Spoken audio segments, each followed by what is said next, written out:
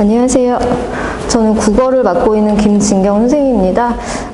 고등부 이제 국어를 하면서 그 중등부 아이들을 먼저 좀 만들어서 올라가야겠다라는 생각이 들어서 저는 좀 예전부터 이렇게 중등 아이들 데리고 고등부 수업을 하고 있어요. 그래서 예전에 어머니들이 왜 이렇게 빨리 해야 되냐라고 이제 하시는 분들이 많은데 요즘에는 좀 생각이 많이 바뀌셨죠. 국어가 어렵다 보니까. 그다음에 아이들이 딱 올라가갖고 첫 중간고사, 뭐 기말고사 볼 때 가장 어려워하는 게 국어거든요. 그래서 국어가 어려운 것도 있지만 준비를 많이 안 해와서 그래요. 그래서 제가 볼 때는 한 1년 정도만이라도 아니면 겨울방학에 11월부터 그때 2월까지 시작하는 건 좀 할 게 너무 많아서 너무 바쁘거든요. 그러니까 좀 여름방학이라도 그때부터라도 이제 시작을 하면 좀 숨을 고르면서 갈 수 있지 않을까. 자, 그런 생각이 들거든요. 그래서 오늘은 어떻게 이제 고등부 국어가 진행이 되고 그다음에 왜 시작을 해야 되고 이제 그걸 말씀드리기 위해서 고등부에서 나오는 시험들 유형을 먼저 보여드릴 거예요. 학교별로. 그래서 어떻게 준비를 해야 되고 왜 해야 되는지에 대해서 이제 많이 들으셨겠지만 말씀을 간단하게 해드릴게요. 자, 국어는 1학년 때는 각 학교가 이제 출판사, 그러니까 교과서 하나로 해요. 그래서 이제 요 주변에서 쓰는 출판사들은 많아봐야 한 3개 정도로 집약이 되거든요. 그래서 1학년 때는 교과서에다가 이제 선생님들 외부 지문 넣으시면서 그렇게 공통으로 교과서 하나 가지고 가시는데 1학년 때 보시면 문법은 1, 2학기가 다 들어가요. 1학기는 이제 현대문법이고 2학기는 중세국어 문법이 들어가는데 1, 2학기 또 나눠지는 문학은 1학기가 이제 현대문학이라면 2학기는 거의 고전문학에 집중이 돼 있어서요. 2학기는 문법과 문학이 다 고전이라고 생각하시면 되는데 그걸 위해서 저희는 겨울방학에, 여름방학에 먼저 이미 이 1년 전 과정을 준비를 해놔야 합니다. 자, 그래서 이제 각 학교에 이렇게 보시면 모의고사도 들어가요. 그래서 반영을 하는데 객관식이 하는 게 뭐 서답형이 8개. 그래서 이건 학교마다 좀 다르긴 하지만 거의 많이 내는 학교는 33문제까지 돼요. 그래서 남자애들 같은 경우에는 33문제다. 그럼 시간이 부족하다 보시면 됩니다. 자, 2학년 때는 문학하고 독서고요. 요거는 거의 학교들이 그 수능에서 선택이 되면서 정해졌어요. 1학기는 문학이고 2학기는 독서, 비문학입니다. 그래서 여기서 더 어려워하는 게 뭘까? 그럼 독서예요. 아이들이 해본 적이 없거든요. 비문학, 지문 이렇게 독해하는 거를. 그걸 내신으로 또 내니까 수능 모의고사 푸는 거하고는 또 달라요. 내신은. 그래서 여기선 또 다른 또 아이들의 시련이 닥쳐오죠. 자, 3학년 때는 언매와 화작인데 요거는 자기가 수능 보는 걸로 선택해서 들어가시면 돼요. 나는 수능에서 언매를 볼 거야. 언매 선택. 그다음에 아니면 화작 이렇게. 이거 말고도 굉장히 뭐 고전 신화라든지 해가지고 굉장히 국어도 선택 과목이 많은데요. 이게 이제 그 상대평가로 들어가는 가장 성적에 많이 반영되는 그런 형태입니다. 학교별 내신위는 잠깐 보여드릴게요. 숙명여고 같은 경우에는 선택형이 20문항이에요. 60점이고 단답형이 10문항 40점이죠. 그래서 거의 배점은 이렇게 거의 모든 학교들이 서술형을 40점, 그다음에 30점 이렇게 하세요. 그래서 거의 등급 결정이 서술형에서 난다는 거를 생각하시면 되는데 숙명은 서답형이에요. 그러니까 이렇게 쓰는 게 아니고 이렇게 괄호를 뚫어가지고 정확한 단어를 집어넣어라 이런 거거든요. 네. 그래서 특징은 문학과 문법 위주로 반영을 하고요.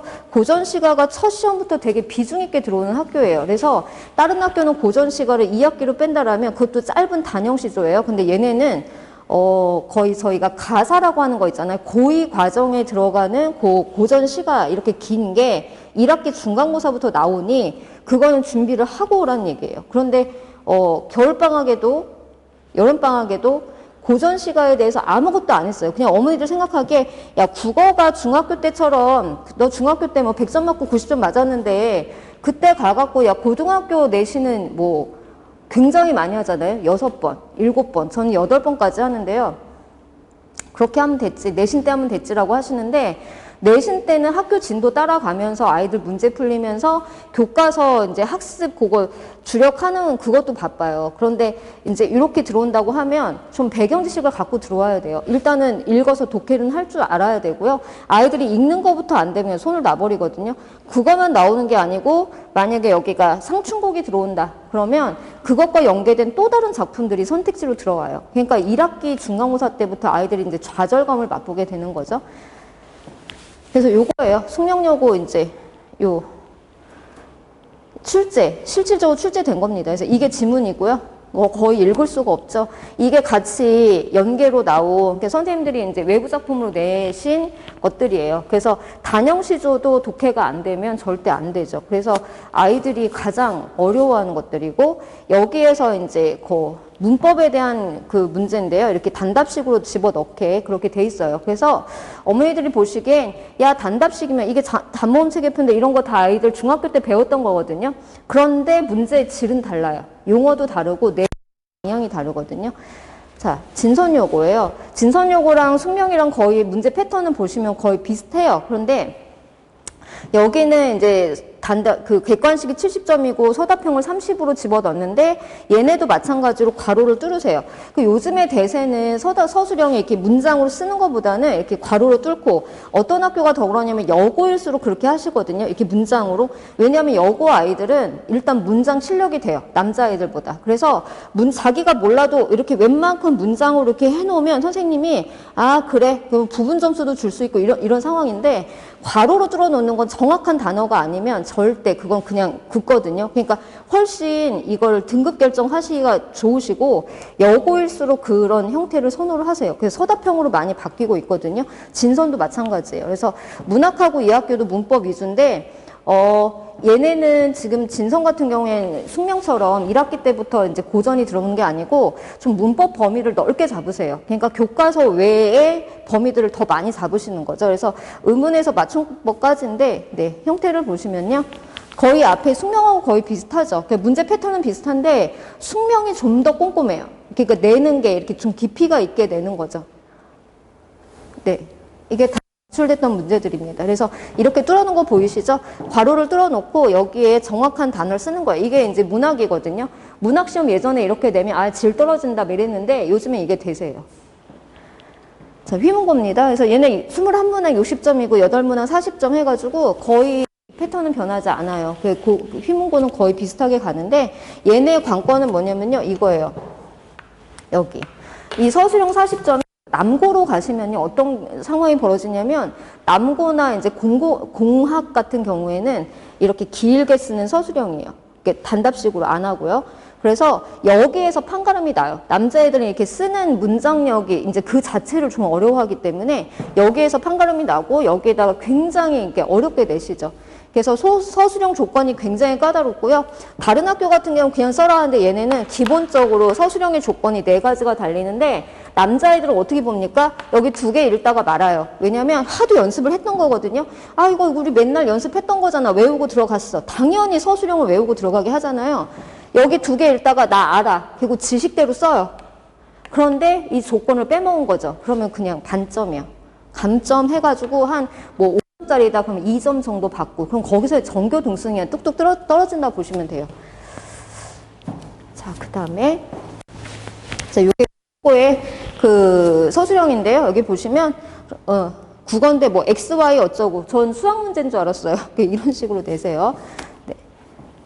그다음에 이렇게 보기 자체도 뭐 페르소나가 어쩌고 아니마가 어쩌고 이게 관동별곡과 같이 나온 보기예요. 아이들이 이 페르소나 아니마를 여기서 처음 봤다라면 문제를 풀지 못하고 들어왔다라면 현장에서 이 지문을 읽고 페르소나나 아니마를 이거 이해를 한 다음에 풀어야 되는 문제거든요. 굉장히 어렵죠. 이게 수능 기출 문제예요. 고3 아이들 푸는.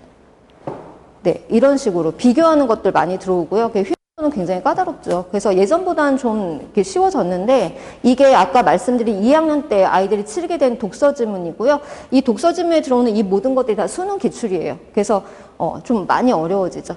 자, 중동입니다. 중동은 뭐 말할 것도 없고요. 얘네는 서술형 굉장히 어렵잖아요. 서술형이 등급 결정인데 중동 보내시려고 생각하시는 어머니들은 서술형에 대한 이 준비를 굉장히 철저하게 하셔야 돼요. 이게 이 학교만의 특징이잖아요. 1년 동안 가져가는. 그래서 서술형이 어떻게 나오는지 아시죠? 이렇게 딱 지문 주고 단락별로 중심 내용 요약해봐.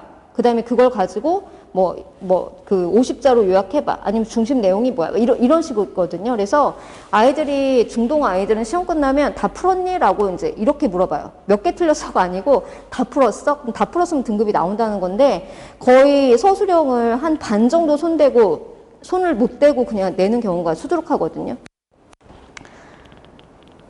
네, 그래서 중동은 좀 문법을 좀 심도 있게 하는 학교여서요. 문법을 굉장히 탄탄하게 해놓고 가야 돼요. 그래서 제가 들은 바로는 어떤 선생님들은 겨울방학에 문법을 하시는데 저 같은 경우에는 이제 여름방학에 문법을 좀 건드리고요. 그러니까 여름방학은 짧기 때문에 이걸 다 할 수는 없어요. 그래서 문법에서 중요한 파트만 골라가지고 4번으로 진행을 합니다. 자, 그래 놓고 겨울방학에는 어디서부터냐면 의문에서부터 중세국어, 이게 끝이에요. 문법의 끝이 여기인데 여기까지 싹 다 정리를 해요. 그럼 선생님들이 이제 요 중세국어 파트는 모든 학교가 2학기거든요. 아니 2학기에 들어가는 걸 겨울방학에 한다고 애들이 기억이 나겠어요? 그래서 안 하세요. 안 하고 그때 가서 다시 하겠다라고 하시는데 저는 모든 교과목은 승부처는 반복이라고 봐요. 국어도 마찬가지거든요. 문법도 문학 개념도 뭐 작품들도 모든 게 다 반복 학습이에요. 그래서 어떤 그 개념을 아이한테 하나를 집어 넣어주려면 못해도 3, 40번은 얘기를 해야 그제서야 아 기억나요. 이 정도거든요. 문법도 마찬가지죠.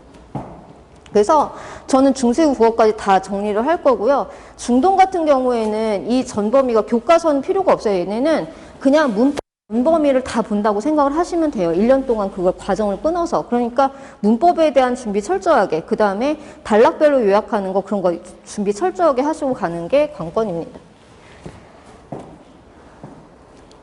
네, 이렇게 나오죠. 그래서 이렇게 한 문장 요약하는 거 보이시죠? 이게 중동입니다. 네, 이렇게 긴 글을 주고 문단별로 핵심 내용 한번 써봐봐. 내용 정리해봐봐. 이거 그냥 이거 하나만 해도 굉장히 오래 걸릴 텐데 그 수업 시험 시간에 이거를 지문을 3개를 집어 넣는 거예요. 그래서 제가 이제 이게 수업 교재예요. 제 수업 교재인데 이게 교재마다 그러니까 한 강마다 2세트씩 들어가 있어요. 비문학이. 그래서 그걸 정독 훈련을 시키는데 단락별로 핵심 요약 시키는 거예요. 그래서 일단 가에, 나에, 다에 아이들 처음 보는 지문이죠. 숙제는 예습 교재거든요. 그래서 각 단락에 대해서 네가 밑줄 치고 옆에다가 주제 생각하는 거 써갖고 와봐. 그 다음에 이게 1800자예요. 비문학이. 그런데 밑으로 가면 그거에 대한 200자 요약이 또 있어요. 그래서 한 강에 2세트가 이게 들어가 있는데 아이들이 힘들죠. 이렇게 쓰는 거 자체를 힘들어하니까. 하지만 요거를 굉장히 제가 한 명 한 명 다 다니면서 이거 위주로 제가 확인을 해요. 정확하게 했는지, 해왔는데 주제는 잘 찾았는지 해가지고 다시 한번 수업 시간에 저랑 이렇게 단락별로 요약을 하면서 자기가 독해한 방향이 맞는지를 이제 확인을 합니다.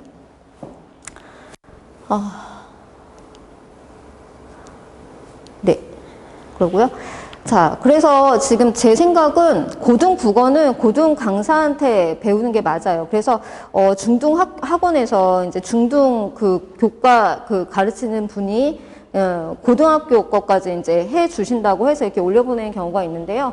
저는 그것도 나쁘진 않다고 봐요. 하지만 이제 문제는 뭐냐면 고등학교의 내신과 수능의 그 방향을 알아야지 그 방향으로 아이들을 끌고 가는 거거든요. 그러니까 제가 지금 중등 아이들을 데리고 이렇게 그 수업을 하면서 같이 끌고 올라가는 이유는 고등학교 왔을 때 첫 중간고사 볼 때 아주 막 진짜 환장하겠어요. 정말 그 표현이 맞는데 말귀를 못 알아듣죠. 이거 했니? 안 했어요. 너 방학 때 뭐 했어? 수학했어. 이게 지금 고1 애들 상황이 그런 상황이거든요. 그래서 제가 내려왔어요. 그래서 니네는 내가 만들어서 데리고 올라가 막 이런 마인드거든요. 왜냐하면 그렇게 하면 저도 편하고 아이들도 편해요. 그 다음에 그 방향을 알기 때문에 제가 강남에서 쓰는 내신교재 문제 다 섭렵해서 그 문제들을 가지고 아이들을 풀려버리거든요. 수업하면서. 그렇기 때문에 아이들은 그 문제에 적응을 하고 그대로 내신으로 올라왔을 때 훨씬 적응도가 높고요. 그렇다 보면은 상위권 점수가 나올 수밖에 없는 거죠. 그래서 이거예요. 100점의 길로 정확하게 인도하기 위해서 제가 수업을 까는 거고요. 내 학생은 내가 끝까지 책임진다. 그 마인드로 내려와요. 왜냐하면 이 녀석들을 만들어가지고 그냥 막 울퉁불퉁한 돌이었는데 그걸 예쁘게 다듬어갖고 제가 데리고 끌고 가겠다는 거거든요. 그래서 내려와가지고 이제 수업을 하는 거지 다른 건 없어요. 네. 그러면 이제 강의 이제 분기별로 2달씩 분기별로 나눠져 있는데 요거는 진행하는 수업이고요. 자, 이제 저희가 7월, 8월에 진행되는 수업이 요겁니다. 그래서 비문학과 그다음에 문학 개념, 그다음에 문법 심화 개념 정리가 들어가는데요. 저 문학 개념 정리는 겨울방학에도 다시 한번 해요. 매 방학마다 고3도 예외가 없어요. 매 방학마다 계속 돌리는 수업이거든요. 왜냐면 아까 말씀드렸듯이 시가 거의 100개고 소설이 거의 80개 정도 되는데 여름방학은 짧기 때문에 거기에서 중요한 것들만 빼가지고 제가 할 거예요. 그리고 겨울방학에는 모든 걸 다 이제 80개, 100개를 다 정리를 할 건데 이 개념들이 바로 수능에서 이중선지로, 내신에서 이중선지로 쓰이는 애들이에요. 그러니까 아이들이 문제를 2개를 놓고 찍을 때 감으로 찍는 게 아니고 아 얘는 인과관계가 틀렸어. 얘는 이 개념이 틀렸어 라고 알고 풀 수 있도록 하는 게 바로 이 개념 정리예요. 그래서 굉장히 중요한 수업이고요. 자, 문법 심화 개념은 아까 말씀드렸듯이 문법 전범위를 여름방학에 못합니다. 그런데 거기에서 가장 중요한 게 저는 품사라고 생각해요. 그래서 품사, 그 다음에 문장 성분, 뭐 뒤에 문법 요소 해가지고 그런 핵심 개념들 뽑아가지고 이제 진행을 할 거예요. 그 다음에 이제 모의고사 심화 수업이 들어가는데 얘네가 고1 올라가면 3월 달에 모의고사 보잖아요. 그거에 대한 대비도 필요하거든요. 그것도 연습을 시켜야 되는데 그게 여름방학은 짧기 때문에 겨울에는 제가 따로 불러서 해요. 그런데 요거는 여름방학에는 짧아서 수업 시간에 이제 아이들, 처음 시작하는 아이들은 힘들 수 있으니까 저희 교재가 근데 교재 자체가 모의고사 문제거든요. 그래서 일단 적응을 시키고 만약에 저는 고등부 수업을 했어요. 그동안. 그래갖고 모의고사를 풀려보고 따라올 수 있으면 이 모의고사 심화 수업에 이제 넣을 거예요. 그래서 그거는 개인별로 제가 다르게 할 겁니다. 자, 그다음에 이제 저희 개학하잖아요. 9월, 10월에. 그러면 그 국어 바탕다지기라고 요게 모의고사 문제로 이루어진 건데 한 강에 20문제에서 21문제밖에 안 돼요. 근데 여기에 문학, 비문학, 문학에서 소설, 뭐 현대소설, 고전소설, 뭐 파트별로 다 들어와 있는 거거든요. 그래서 미니 모의고사라고 보시면 돼요. 모든 게 다 모의고사로 이루어진 그런 교재입니다. 그래서 요거 한 건가, 그 다음에 고전소설 독해가 들어가요. 그래서 고전소설 낯선 작품 위주로 가는 건데 작품 위주가 아니고요. 읽는 독해법이에요. 그래서 어떤 용어들, 이런 단어들이 많이 쓰이는 것들 어떻게 해석할 것이며, 그 다음에 요거, 그 행간을 어떻게 읽을 것이며 이제 그 읽는 거부터 이제 연습을 시키는 독해법 그런 수업입니다. 그다음에 저희의 이제 그리고 여기 앞에서는요. 저희가 여기서부터 시작을 하잖아요. 여름방학부터 시작을 해도 좀 더 그 다른 아이들보다 어떤 아이들은 11월 둘째 주에 이제 시작을 하잖아요. 고등부가. 근데 엄마한테 말을 하죠. 저 그동안 힘들었으니 방학 때부터 시작할게요. 그럼 방학이 언제냐면 11월 말인가요? 방학이면 12월로 넘어가야 되잖아요. 그죠? 너무 늦는 거죠. 그래봐야 그러면 그런 아이들은 딱 2달 하고 들어오는 건데 그 2달은 의미가 없어요. 그냥 정말 11월부터 시작해도 11월부터 2월까지 해도 할 게 너무 많거든요. 왜냐면 저 같은 경우에는 1년을 다 준비를 하고 올라가는 거예요. 그러니까 한 학기 1학기만 너 1학기 첫 중간고사만 내가 준비해 줄게가 아니에요. 어디까지 보는 거냐면 저는 1년 전체 1학기, 2학기 기말까지 싹 다 그걸 생각하고 그 과정을 준비하는 시즌이기 때문에 굉장히 중요하거든요. 그런데 12월 넘기고 12월 말 넘기고 뭐 1, 2월만 해서 그건 절대 안 돼요. 그런 아이들한테는 정말 네가 가서 정말로 필요한 것만 이렇게 모아서 해줄게. 요 정도밖에 안 되는 거죠. 겨울방학에 11월부터 시작을 해도 너무 빠듯한데 만약에 여름부터 시작을 한다. 그러면 좀 더 저희가 많은 걸 해줄 수가 있는 상황이에요. 그래서 얘네들 같은 경우에는 제가 방학 때는 할 수 있는 만큼 여기 이것저것 되게 많이 하는데요. 딱 학기가 개강이 되면 얘네 2학기 중간고사까지는 다 열심히 보잖아요. 그래서 여기 학기 개강했을 때는 좀 부담을 줄이기 위해서 교재가 이 2권이 들어가는 거고요. 그 다음에 시험 보기 2주 전엔 휴강이에요. 그래서 2번은 휴강을 해주고 그러고 나서 시험을 보고 다시 이제 들어오는 겁니다.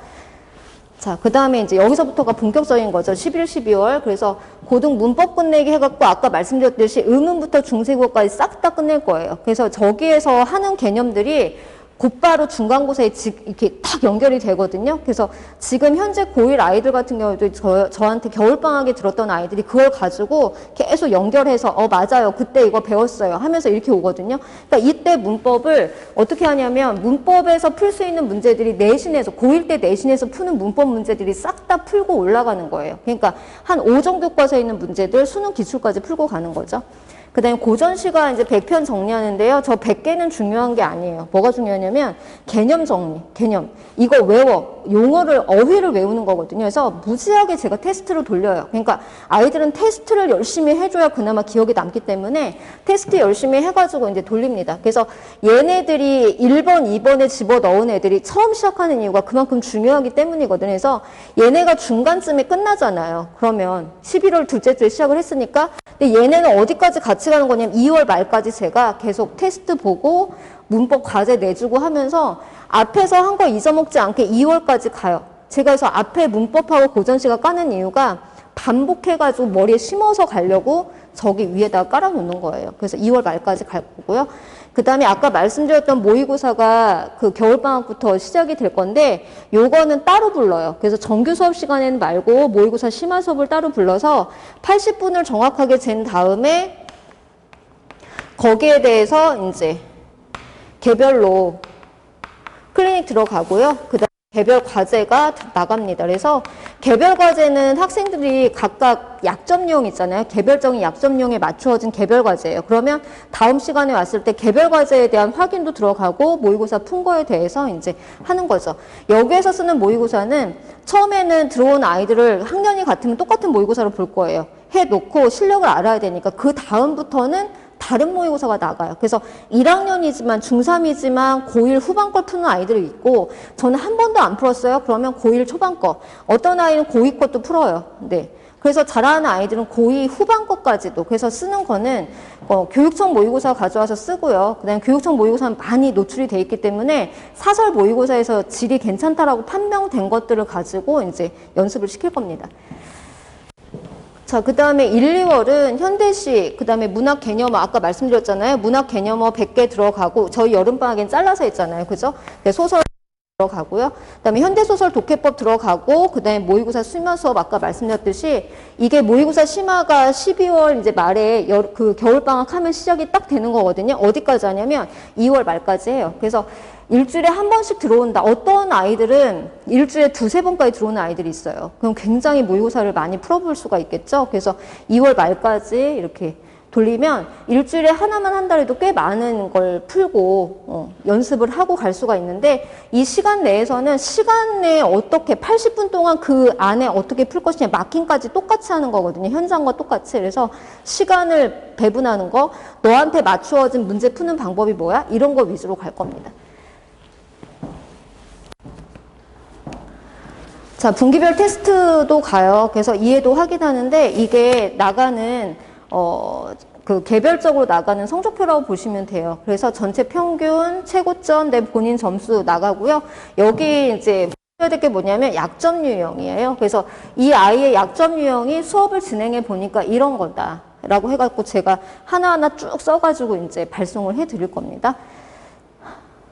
네. 그래서 아까 말씀드렸던 3월 모의고사 공략하는 1등급 심화 수업인데요. 쭉 제가 이제 말씀드렸던 거고, 이게 분석표예요. 모의고사 보고 나면 이걸 분석표로 쓰게 되는데, 여기 보시면 이 두 지문은 비문학, 요 두 지문은 문학이잖아요. 유형을 보세요. 유형을 보시면 아이들이 이런 성적표를 가지고 왔을 때는 점수를 보지 마시고요. 얘가 지난번에 약점 유형이 요번 모의고사에서는 커버가 됐는지 이걸 보시면 돼요. 그래서 고전소설 같은 경우에는 보세요. 서술상의 특징 똑같이 들어가 있잖아요. 그 다음에 문맥적 의미 파악 여기 똑같이 들어가 있잖아요. 그죠? 그러니까 유형들이 겹쳐요. 작품이 달라서 그러지.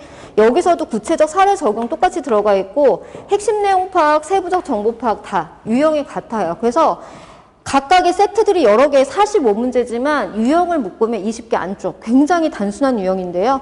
아이들 이거를 체크해봐라 그러면 정말로 이게 공통점이 드러나는 게 서울상의 특징만 틀린 애들은 이것만 틀리고 있어요. 다른 건 다 맞는데. 그러면 과제가 나갈 때 어떻게 되냐면 아이가 가장 많이 틀리는 유형을 잡아서 나가는 거죠.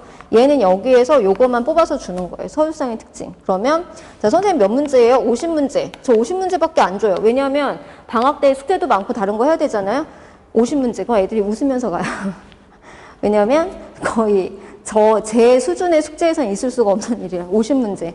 그런데 문제는 뭐냐? 딱 폈더니 헐 다음 시간에 막 울면서 들어와요. 왜? 했더니 50문제인데 생각해 보세요. 지문 하나에 한 문제예요. 요 지문, 고전소설 요 지문 하나에 서술상의 특징은 한 문제잖아요. 50문제라는 건 50개의 지문을 읽어야 되는 거예요. 굉장하죠. 그래서 이렇게 진행이 됩니다. 그래서 지금 고1 아이들은 좀 관건이 뭐냐면요. 좀 노출을 많이 시켜주는 게 가장 좋아요. 그래서 국어는 첫 시간에 들어오면 이제 제가 뭐부터 얘기하냐면 100점, 90점, 80점, 50점 상관없어. 다 똑같아요. 고등부 국어는. 그래서 저 고등부 국어 이제 했어요. 뭐 그런데 제가 생각할 때는 한 게 아니고요. 조금 하다가 내신했을 거고 조금 하다가 내신했을 거고 그 시간이 길지가 않았을 거예요. 그래서 고등부의 그 국어의 본격적인 시작은 이제라고 보시면 되고요. 저희 아이는 뭐 중학교 때 국어를 너무 못해서 우리 아이는 100점을 놓쳐본 적이 없어요. 아무 상관없어요. 그냥 다 똑같은 출발점이라 생각하시면 되고요. 딱 수업에 들어가면 아이들은 그냥 그 백지 상태라고 저는 생각하고 가르치거든요. 그게 맞아요. 그래서 어떤 용어를 던져주면 몰라요. 그래서 뭐 의인법은 알죠. 그런데 객관적 상관물이야 라고 하면 이러고 있어요. 그러니까 이 개념은 다 똑같이 처음 출발점이라고 보시면 되는 거예요. 그래서 좀 더 빨리 정확하게 얼마 시간이 그렇게 많지 않잖아요. 여름방학부터 시작이면 그렇게 많지는 않거든요. 중간에 휴강이 없이 제가 쭉 갈 수 있으면 굉장히 욕심껏 할 수 있어요. 그러니까 2학년 같은 경우에는 중2 같은 경우에는 지금 저한테도 많이 이제 그 수업에 들어오시려고 해요. 중2 여름방학 때부터. 왜냐면 어머니들이 이미 아신 거예요. 그냥 저 같은 경우에는 제 지인들이나 그 다음에 이제 뭐 일가 친척이나 그런 사람들한테는 정말 진심으로 야, 이제 논술 그만하고, 책 읽는 거 그만하고, 이제 입시로 들어와라. 해가지고, 정말 빠른 애들은 2학년 때부터 고등부 수업을 넣어버리거든요. 그럼 그런 애들이 좋은 게 뭐냐면, 지금 저 어떤 외고에서 이제 국어를 전교 1등 하는 아이가 있어요. 그 아이 같은 경우에는 제가 중2 때부터 고등부 수업을 해버렸어요. 남들 내신할 때. 왜냐면 중등부 내신은 그냥 혼자서 4번만 해도 100점이 나오는 그런 정도였거든요. 그러니까 학원을 다닐 필요 없으니 한 2번만 가고 나머지는 고등부 수업 쭉 했어요. 휴강 없이.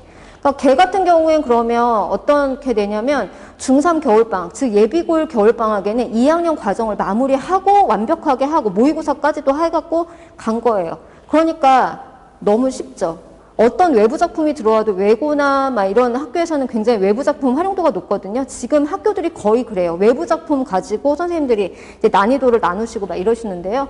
그런 게 너무 쉬운 거예요. 왜냐 이미 된 거거든요. 그래서 저는 국어도 수학처럼 어느 정도 먼저 시작했냐 이게 관건이에요. 그래서 또 하나 제가 강조드리는 건 이과, 거의 다 이과잖아요. 요즘에는.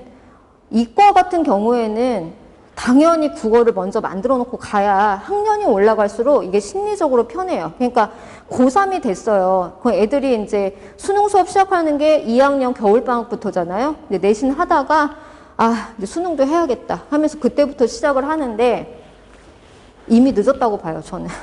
그때부터 시작을 하는 건. 그리고 왜 그러냐면 그 정도면 이제 2학년 겨울방학이면 예비 고3이잖아요. 할 게 너무 많아요. 또 이과 애들은 과탐이나 수학 같은 거, 그쪽 과목의 부담감이 점점점 늘어나기 때문에 풀어야 되는 양도 많고요. 게다가 그런데 국어까지 안 나오는 거예요. 국어 하면 될 줄 알았는데, 이거 봐라? 안 된다는 거죠. 애들이 6개월 정도는 참아요. 그래도 나오겠죠? 근데 그 이후에 좌절을 하죠. 거의 손을 놔요. 그래서 제가 이제 말을 해요. 너가 정말 이과고 정말 이 길로 갈 거다 그러면 1학년 들어가기 전부터 국어를 만들어 놔라. 그럼 그런 애들 사이에서 가장 부러워하는 애들은요. 저 휘문고 같은 경우에는 국어 잘하는 애들 가장 부러워해요. 왜냐하면 과탐이나 수학은 거의 비슷하거든요. 근데 국어가 아무리 해도 안 되는 과목이 월등히 잘 나오잖아요. 너무 부러워하죠. 근데 그거는 정말로 생각하고 가셔야 돼요. 아이한테 학년이 올라갔을 때 다른 과목에 더 수학을 더 풀 수 있을 시간을 준다 그러면 국어를 먼저 만들어 놓고 가셔야 된다고 저는 강조를 드려요. 이거는 제 수업을 들으세요가 아니고요. 그게 맞아요. 제가 아이들을 지도해보고 여러 케이스를 보고 했을 때 그래서 이제 2학년부터 서두르시면 훨씬 아이한테도 좋으실 거다라고 저는 강력히 추천을 드립니다. 요거는 제가 이제 아이들 올라왔을 때 내신을 하는 방법들이에요. 그래서 각 학교에서 이제 내신 상위 등급 나오고 100점 나오고 이제 이렇게 이끌어 가는데요. 저 같은 경우에는 요거예요. 맨날 제가 항상 강조하는 건 개념이거든요. 국어도 개념으로 승부하는 거예요. 그냥 찍는 게 아니잖아요. 개념을 가지고 정확하게 풀어내는 거기 때문에 이 개념을 제가 이것 때문에 아이들이 이게 비어서 올라오는 거예요. 1학년이 왔는데 이게 텅텅 비어가지고 그냥 엄마가 내신 때 국어는 내신 때만 하면 된대요. 절대 그렇지 않아요. 왜냐하면 새로운 세계예요. 이제부터 다시 시작인 거잖아요. 이어지는 게 아니에요. 중학교 때와 고등학교 국어는 이게 단절감이 굉장히 큰 과목이거든요. 이게 이어진다고 생각하시면 절대 안 돼요. 그래서 지금 고등학교에서는 자습서 평가 문제집 절대 그거 다루지 않아요. 왜냐하면 그건 너무 쉬운 거예요. 안 보잖아요. 근데 중학교 때는 자습서 평가 문제지 외부 자료 조금 풀면 100점이 나오잖아요. 고등학교는 택도 없는 얘기죠. 그래서 이 개념을 만들어주기 위해서 제가 중등부 수업을 시작을 했습니다. 탄탄하게 만들어주고 올라온 상태에서 제가 반복하고 집중할 수 있게 할 거예요. 이게 세 가지가 모아지면 그냥 내신은 100점이에요. 네.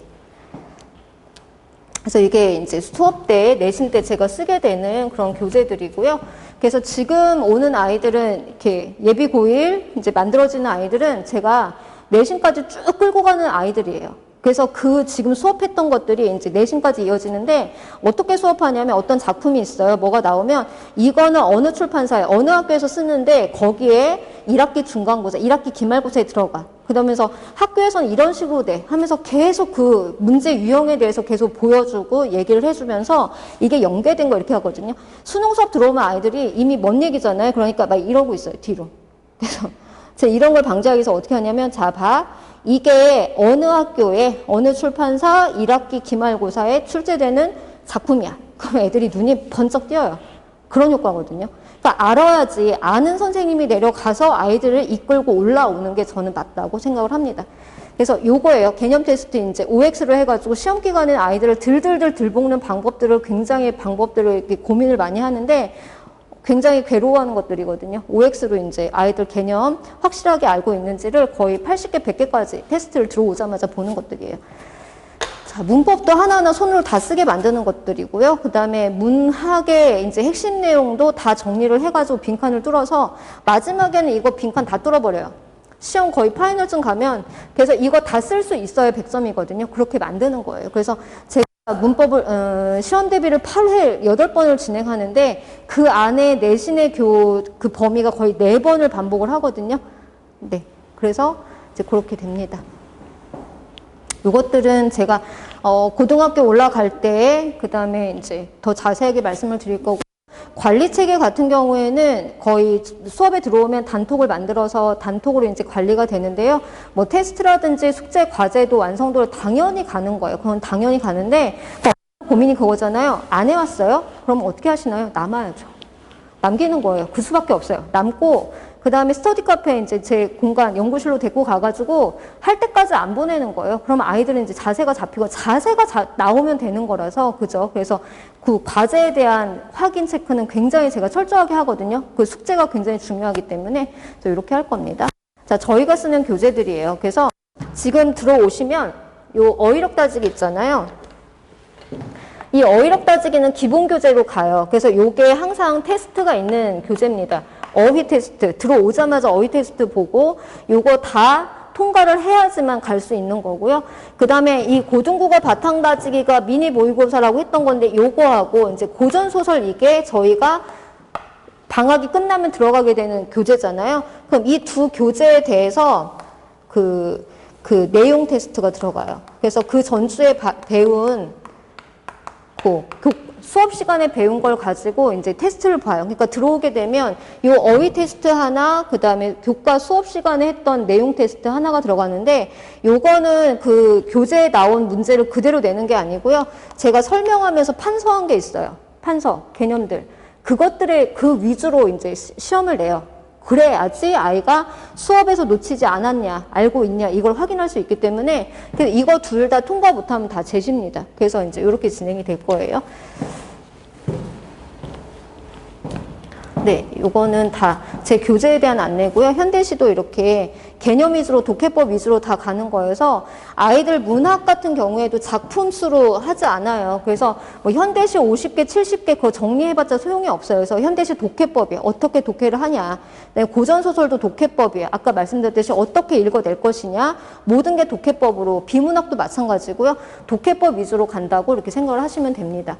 그래서 이게 소설 훈련 독해법이에요. 그래서 밑에 보시면 객관식 문제 푸는 게 아니고 중심인물 누구니, 처해 있는 상황을 말해봐 이렇게 해가지고 이 지문을 독해해가지고 쓸 수 있냐를 보는 그런 수업이에요. 그렇게 진행이 된다고 보시면 됩니다.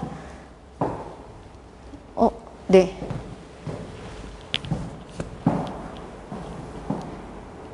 네, 수업은 3시간인데, 3시간에 다 끝나지는 않아요. 그래서 테스트도 있고, 여러 가지가 이제 들어가 있기 때문에요.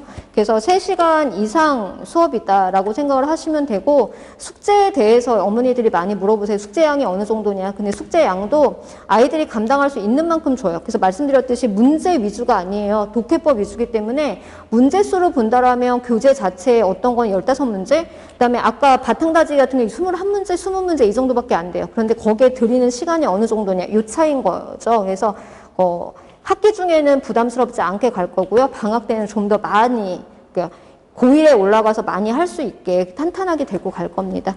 그래서 오늘 말씀은 여기까지고요. 좀 말이 길어졌는데, 그래서 여기까지 하고, 그다음에 여름방학부터 이제 시작이 되면 탄탄하게 해가지고 겨울방학 2월까지 쫙 끌고 가서 그게 이제 고등부로 쫙 연결이 될 수 있게 데리고 올라갈 테니까 믿고 보내주시면 감사하겠습니다. 감사합니다.